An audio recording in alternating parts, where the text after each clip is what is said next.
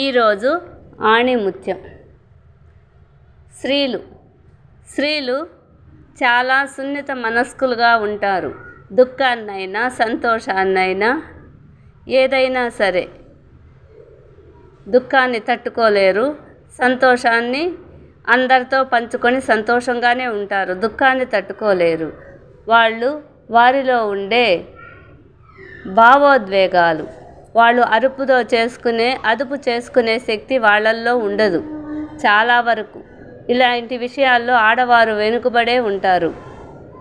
దీంతో పురుషుల కంటే 2 రెట్లు స్త్రీలు ఎక్కువగా డిప్రెషన్ గురవుతున్నారు.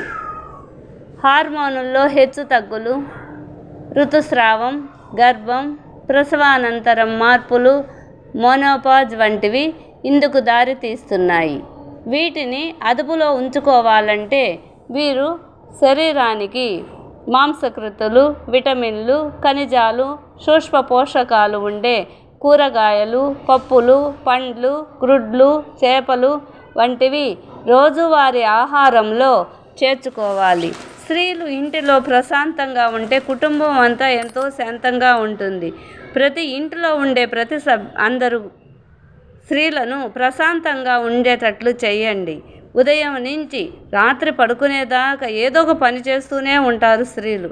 కాబట్టి ఆ స్త్రీలను ప్రశాంతంగా ఉంచండి. మీ ఇంటి కుటుంబ ఆరోగ్యం ఆ స్త్రీ చేతిలోనే ఉంది.